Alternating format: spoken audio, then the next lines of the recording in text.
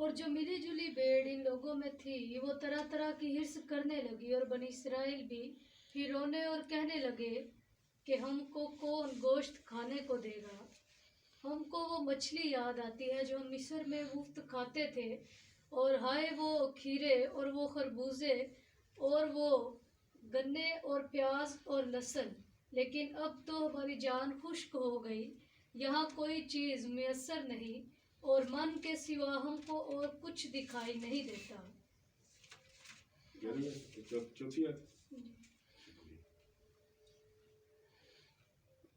आए हम बैठ जाएंगे अपनी अपनी जगह पे।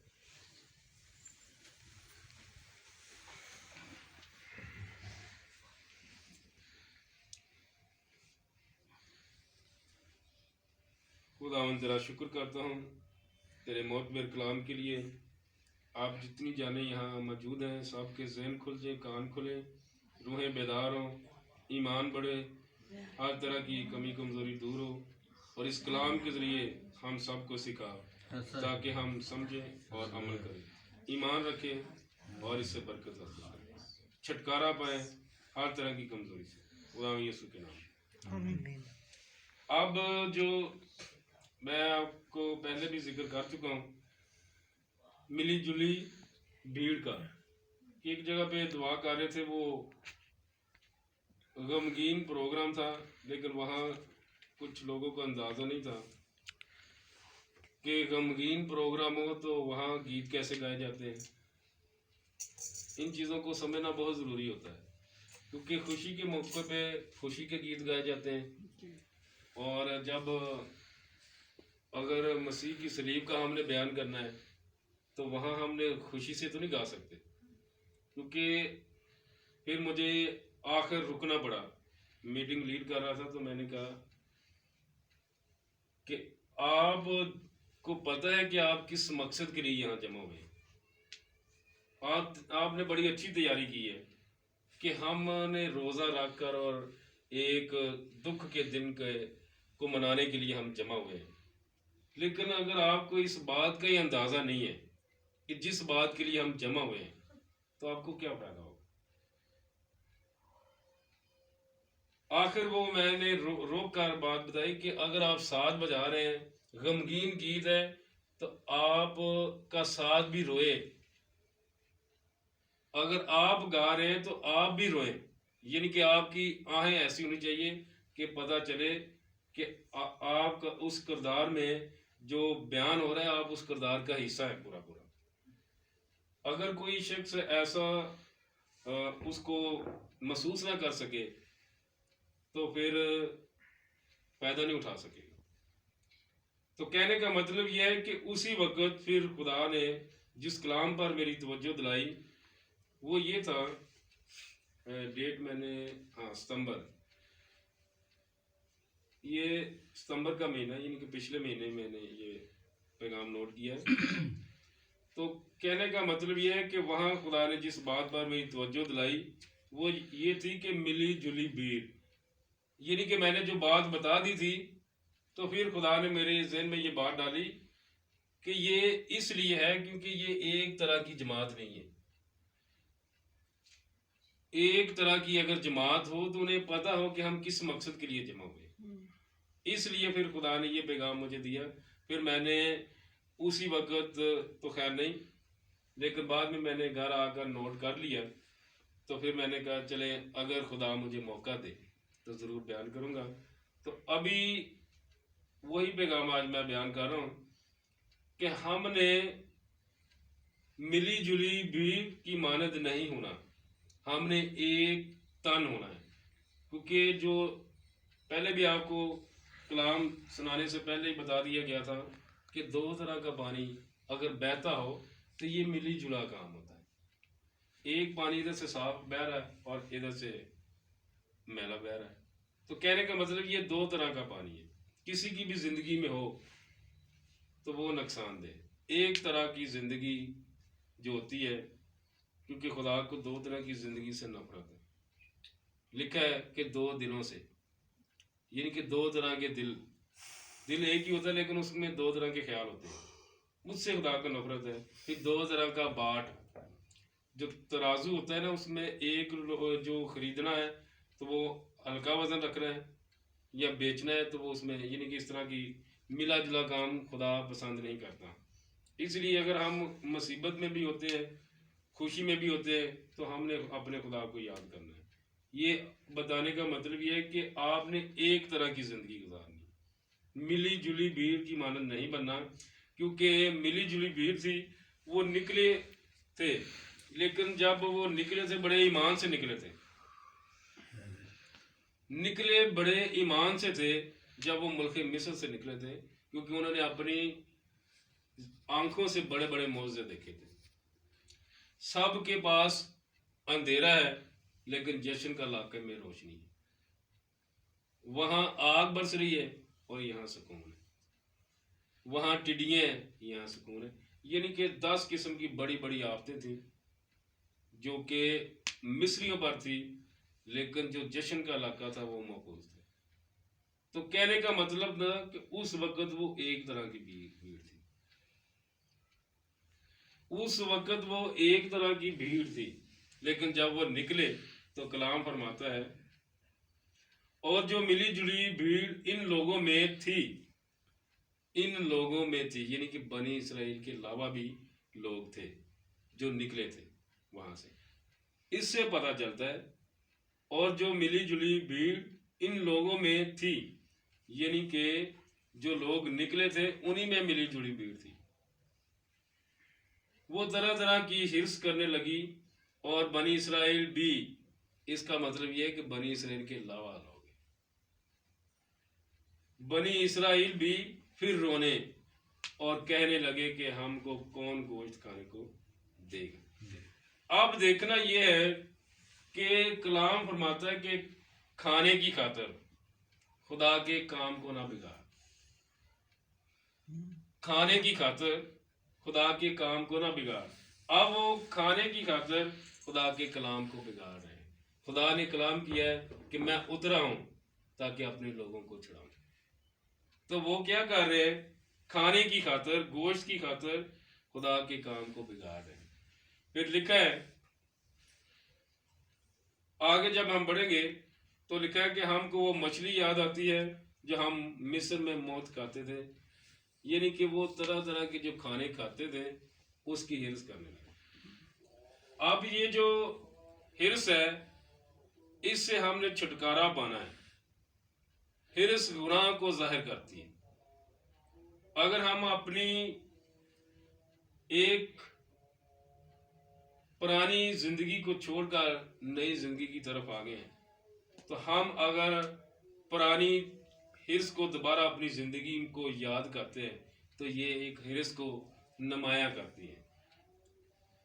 असल में क्या है, ये खरबूजे और गन्ने, प्याज, लहसुन, मछली, ये वही है जो आप जिंदगी में पहले अपनी महफिलें सजाते रहे, उन्हीं को आप फिर दोबारा याद कर रहे हैं। तो ये क्या है? गुनाह का सबब है। जब इंसान एक बार निकल आता है तो कलाम फरमाता है कि जो हल पर हाथ रख कर पीछे देखता है वो मेरे लायक नहीं, और ऐसे जैसे नलाई हुई सूरनी फिर दलदल की तरफ और कुत्ता अपने कैं की तरफ जाता है। इसलिए हमने इन बातों को अपनी जिंदगी में मजबूती से लेना है।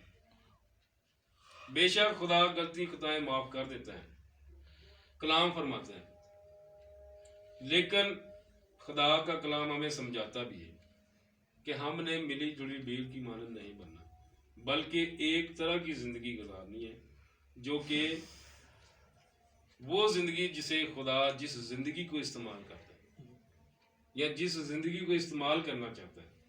आगे बढ़ेंगे हम। मत्ती की इंजील 14 बाब 14 है।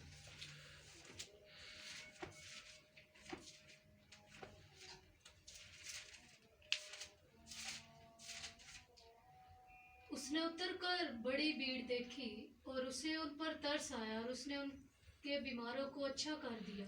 अब देखना यह है कि हमारे खुदा में यीशु मसीह ने भी एक भीड़ देखी, और जब उस भीड़ को उसने देखा तो उन्हें तरस आया। तरस किस बात से आया कि लोग इनकी परवाह नहीं कर रहे। दूसरे लफ्जों में रहनुमा, जो रहनुमा होते हैं, ये उनके हवाले से भी बात है। अगर आप 32 आयत पढ़ेंगे तो समझ आएंगे। और जब वो कश्ती पर चढ़ आए तो हवा थम गई, और जो कश्ती पर थे उन्होंने उसे सजदा करके कहा, यकीनन तू ही खुदा का बेटा है। इस बात को हम, ये थोड़ा हवाला मैं भूल गया हूँ, तो उसमें यह है कि भीड़ पर तरस आया इसलिए कि उनका कोई चरवाहा नहीं है। भीड़ पर तरस इसलिए आया कि जैसे उनका कोई चरवाहा नहीं है। तो कहने का मतलब यह है कि हमने इन बातों को अपनी जिंदगी में लेना है। क्या हम कहीं ऐसी भीड़ में तो नहीं है जिनका कोई चरवाहा नहीं है? अगर हम ऐसी भीड़ में हैं तो फिर खुदा जरूर तरस खाएगा, फिर खुदा जरूर तरस खाएगा, क्योंकि उसने चरवाहों को मुकर्रर किया है भेड़ों की हिफाजत करने के लिए। उसने लिखे ना कि तुमने नहीं मैंने तुम्हें चुना है। उसने चरवाहों को मुकर्रर किया है ताकि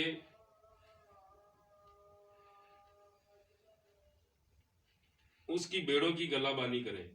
फिर आगे लिखा है कि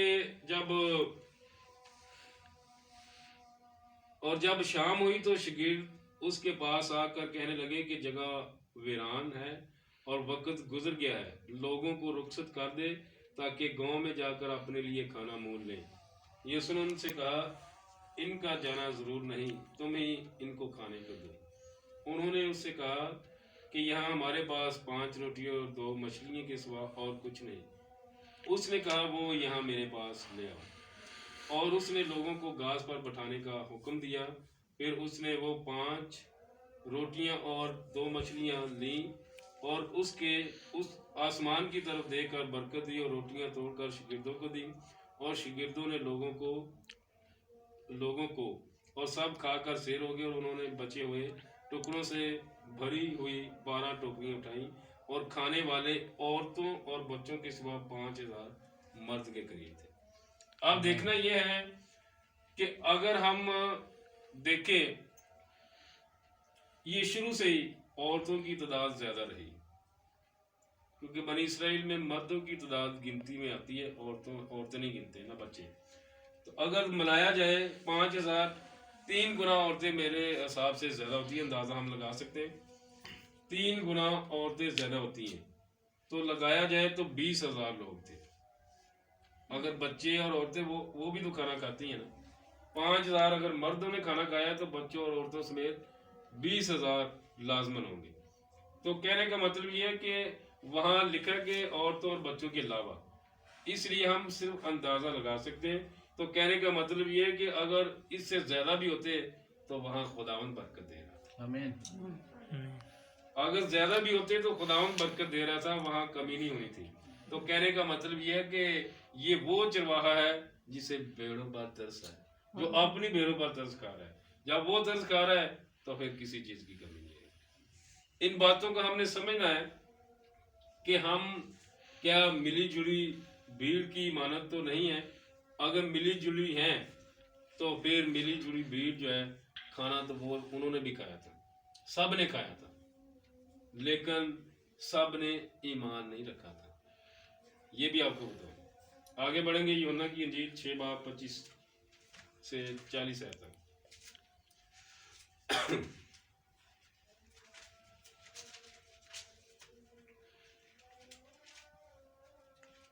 और झील के पार उससे मिलकर कहा, आए रब्बी, तू यहाँ कब आया? यीशु ने उनके जवाब में कहा, मैं तुमसे सच कहता हूँ कि तुम मुझे इसलिए नहीं ढूंढते कि मोज़े देखे, बल्कि इसलिए कि तुम रोटियां खाकर सैर हुए। आमीन। आमीन।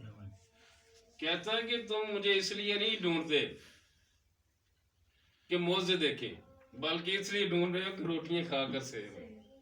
इसका मतलब ये है कि हमने ये देखना है कि हम ऐसे लोगों में तो नहीं है कि सिर्फ खाने की हद तक है। ये साफ साफ खुदावन ने कह दिया कि तुम मुझे इसलिए नहीं ढूंढ रहे कि मौजे देखें, बल्कि इसलिए कि रोटी खाकर सेर हो। तो इसका मतलब यह है कि हमने इन बातों को समझना है कि हमने कौन सी रोटी खा रहे हैं या कौन सी रोटी की तलाश में है, क्योंकि खुदावन ने कहा जिंदगी की रोटी तो मैं। हालेलुया। अगर आप उस रोटी की तलाश में हैं तो फिर आपको रोटी मिल जाएगी।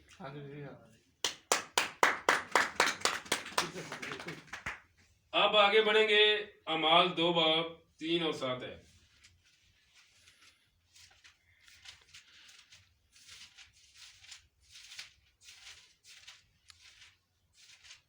और उन्हें आग के शोला की सी फटती हुई जुबानें दिखाई दी और उनमें से हर एक पर आ ठहरी, और वो सब रूह कुद्दस से भर गए और गैर जुबानें बोलने लगे, जिस तरह रूह ने उन्हें बोलने की ताकत बख्शी। और हर कौम में से जो आसमान के तले है, खुदा तरस यहूदी यरूशलेम में रहते थे, जब ये आवाज आती तो भीड़ लग गई और लोग दंग हो गए, क्योंकि हर एक को यही सुनाई देता था कि ये मेरी ही बोली बोल रहे हैं। और सब हैरान और मुतहज्जिब होकर कहने लगे, देखो ये बोलने वाले क्या सब गलीली नहीं? फिर क्यों कर हम में से हर एक अपने अपने वतन की बोली सुनता है? हालांकि हम पार्थी और मादी और एलामी और मोसपतीमिया और यहूदिया और कब्दिकिया और पेंतुस और आसिया और फिर गुफा और पंफिलिया और मिस्र और लिबुआका के इलाके के रहने वाले हैं, जो कि करीने की तरफ है, रोमी मुसाफिर, ख्वा यहूदी ख्वा उनके मुरीद और कीर्ति और अरब हैं, मगर अपनी अपनी जुबान में उनसे खुदा के बड़े बड़े कामों का बयान सुनते हैं। और सब हैरान हुए और घबरा कर एक दूसरे से कहने लगे कि ये क्या हुआ चाहता है। अच्छा, 7 आयत तक मैंने कहा था, लिखा है कि और सब हैरान और मुतहब मुतअज्जब होकर कहने लगे कि देखो ये बोलने वाले क्या सब गलीली नहीं? आपने इन बातों को समझना है कि ये कौन सा दिन था। जब ईद पेंतीकोस्त का दिन आया तो वो सब एक जगह जमा थे। मैंने जो मजमून रखा था, इस बात को भी याद रखना है कि मजमून ये था मिली जुली हुई। अब ये जो लोग हैं ये यक दिल हैं। पहले आपको बता दिया गया था कि 2 तरह की सोच नहीं रखनी। ये उसी हवाले के मुताबिक, उसी बात के हवाले से ये एक आयत है कि वो कहाँ थे? एक जगह, और जब ईद पेंतीकोस्त का दिन आया तो वो सब एक जगह जमा थे। एक जगह जमा थे और एक तरह की सोच थी उनमें। जब एक तरह की उनमें सोच थी तो लिखा है कि यकायक आसमान से ऐसी आवाज आई जैसे जोर की आंधी का सन्नाटा होता है, और उससे सारा घर जहां वो बैठे थे गूंज गया। अब मैं आपको बड़े ईमान से इस बात को एक गवाही के तौर पर बताना चाहता हूँ कि मैंने अपनी जब से ये काम कर रहे हैं, इस जगह पे मैंने कई बार इस जगह को खिलते देखा है। इतनी यानी कि खुदा की हजूरी मैंने महसूस की है कि मैंने कम से कम, अभी अंदाजा तो नहीं एग्जैक्ट बता सकता, लेकिन मैंने कई बार इसको हिलता देखा। मैंने फिर सब लोगों को देखा कि किसी को पता नहीं चला। तो कहने का मतलब यह है कि जिनकी तवज्जो या जिनको खुदा समझाना चाहता है, सिखाना चाहता है, उनको समझा देता है कि वो मौजूद है। जब उसकी हजूरी आ जाती है तो जिसका तल्लक उसके साथ होता है वो महसूस कर लेता है। तो अब ये क्या है? ये यक दिल है, यक दिल है। और जब यक दिल है तो आसमान उनके लिए खुल गए। लिखा है कि 2 शख्स बाहम एक बात पर मुतफिक हो जाए, जो कुछ वो जमीन पर बांधेंगे वो आसमान पर बांधा जाएगा, जो कुछ वो जमीन पर खोलेंगे वो आसमान पर खुल जाएगा। तो कहने का मतलब ये है कि यक दिल होना हमारे लिए ये एक बरकत का सबब है, और जब हम होंगे तो आसमान खुदा खोल देता है। अगर आप, ये तो एक चर्च है यहाँ, तो खैर खुदा की और ही ज्यादा मेहरबानी हम पर। अगर दो मियाँ बीवी, सिर्फ दो मियाँ बीवी लिखा है कि अगर मुत्फिक हो जाए तो खुदा उनके लिए आसमान खोल देता है। दो मियाँ बीवी, आए वाला निकाल लेते हैं। पतरस रसूल का खत है,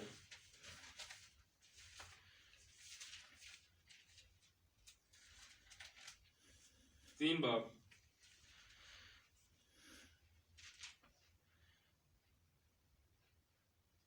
सात है। ऐ शोहरों, तुम भी बीवियों के साथ अक्लमंदी से बसर करो, और औरत को नाजुक ज़रफ़ जानकर उसकी इज्जत करो, और यूं समझो कि हम दोनों जिंदगी की नेमत के वारिस हैं, ताकि तुम्हारी दुआएं रुक ना जाए। अब ये खुदा का कलाम है।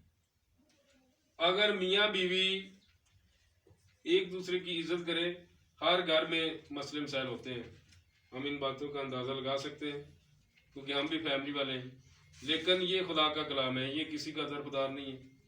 ठीक है, ये किसी का दरफदार नहीं है। जब हम इन बातों पर गौर करते हैं, खुदा के कलाम को समझकर कि ये खुदा का कलाम है, तो हम अगर अमल करना शुरू करें तो खुदा हमारे लिए आसमान खोल देता है। और ये मैंने एक शख्स को बताया, मैंने कहा अब दुआ करते हैं, तो मुझे कहता जी हुक्म मानना ज़रूरी है, दुआ करना कोई ज़रूरी नहीं है। मैंने कहा ये भी तो हुक्म ही है भाईजान, दुआ करना भी तो हुक्म ही है ना। लेकिन ये कि कहने का मतलब ये है कि हर बंदे की अपनी समझ है, लेकिन खुदा किसी का दरफदार नहीं है। उसने हुक्म किया जागो और दुआ करो, ये हुक्म नहीं, हुक्म ही है ना। फिर लिखा है कि बिला नागा दुआ करो, ये हुक्म नहीं है। इन बातों को हमने अपनी जिंदगी में लेना है। जब हम अपनी जिंदगी में लेंगे तो हम इसमें आगे बढ़ जाएंगे, बढ़ते जाएंगे, क्योंकि कलाम किसी का तरफदार नहीं है। मिली जुली भीड़ तरह तरह की हिस्स करने लगी, और जब खुदावन ने भीड़ को देखा तो तरस आया। फिर लिखा कि उसने उनकी बीमारियों को ठीक किया। फिर आगे लिखा है कि तुम इसलिए नहीं जमा हुए कि मौजे देखो, बल्कि इसलिए कि खाना रोटी खाकर सैर हो। फिर आगे लिखा है अमाल की किताब में कि ये जो भीड़ है या ये जो जमात है ये मुतफिक है। बेशक 120 की जमात है और इसमें चंद औरतें भी हैं। तो लिखा है कि वो यक दिल थे और एक दिल एक जगह पे जमा थे, तो उनके लिए आसमान खुल गया। जब आप यक दिल होते हैं तो आपके लिए आसमान खुल जाता है। आखिरी वाला अमाल की किताब में से है, फिर एक दो हवाले हैं। अमाल 21 बाब 30 से 36 आयत तक पढ़ेंगे।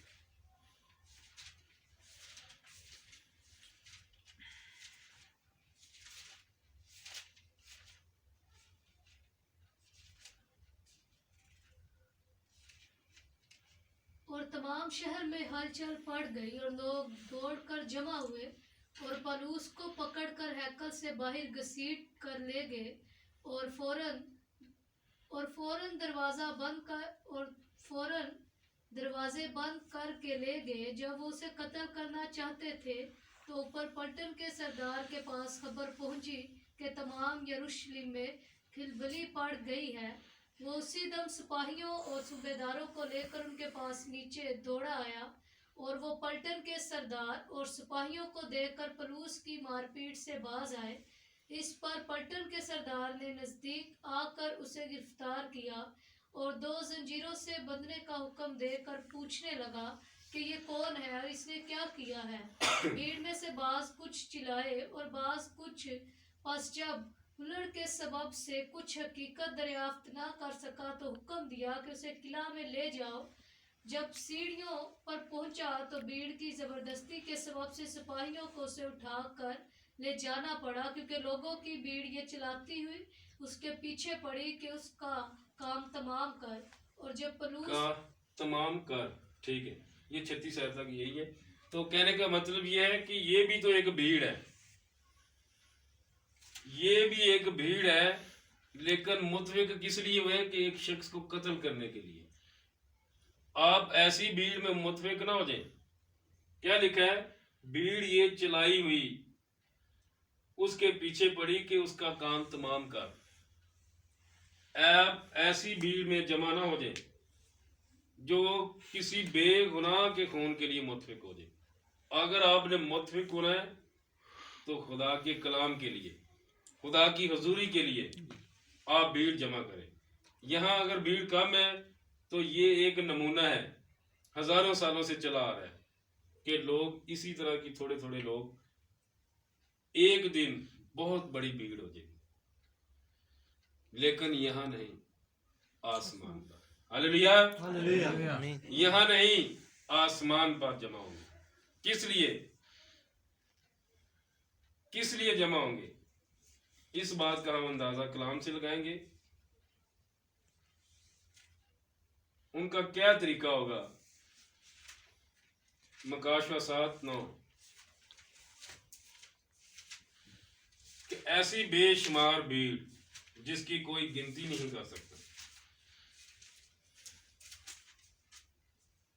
इन बातों के बाद जो मैंने निगाह की तो क्या देखता हूँ कि हर एक कौम और कबीला और उम्मत और अहले जुबान की एक ऐसी भीड़, बड़ी भीड़ जिसे कोई शुमार नहीं कर सकता, सफेद जामे पहने और खजूर की डालियां अपने हाथों में लिए हुए तख्त और बरा के आगे खड़ी हैं।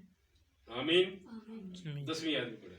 और बड़ी आवाज से चिल्ला चिल्ला कर कहती हैं कि नजात हमारे खुदा की तरफ से है जो तख्त पर बैठा है और बरा की तरफ से। आमीन। आप देखना ये है कि ये भी तो भीड़ है, ये भी भीड़ है, लेकिन ये क्या कह रही है और वो क्या कह रही है? भीड़ भीड़ में फर्क है, भीड़ भीड़ में फर्क है। और हमने 3 तरह की भीड़ों का जिक्र किया है। एक मिली जुली भीड़, एक वो भीड़ जो सिर्फ खाने के लिए, और तीसरी भीड़ जो कहती थी कि इसका काम तमाम कर दो। ये चौथी भीड़ है जिसका कोई अंदाजा नहीं लगा सकता। ये हर कौम में से है, लिखा है हर एक कौम और कबीला और उम्मत अहले ज़बान की एक ऐसी बड़ी भीड़ जिसे कोई शुमार नहीं कर सकता। उनकी निशानी क्या है? सफेद जामे पहने और खजूर की डालियां अपने हाथ में लिए हुए तख्त और बरा के आगे खड़ी हैं, और बड़ी आवाज से चला चला कर कहती हैं कि नजात हमारे खुदा की तरफ से है जो तख्त पर बैठा है और बरा की तरफ से। अब देखना यह है, लेकिन ये लोग कौन हैं? ये लोग है कौन जो बरा के तख्त के पास पहुंचे? है तो ये भी एक भीड़। आखिर इनको कैसा इख्तियार दिया गया है? सफेद जामे। और जब कहता कि मैंने, यूना अरब पूछता है कि मुझे किसी ने पूछा कि ये कौन है, ये जो सफेद जामे पहने हुए हैं? उसने कहा मैं नहीं जानता। उसने कहा ये वो है जिन्होंने अपने जामे भरा के लहू से धोए। हालेलुया। ये वो लोग हैं जिन्होंने अपने जामे भरा के लहू से धोए हैं, इसलिए वो खुदा के पास आने का इख्तियार रखते हैं। हालेलुया। हमने ऐसी भीड़ में शामिल होना है।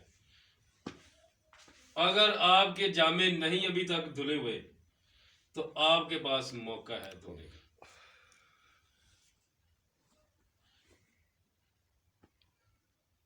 वो एक गीत है,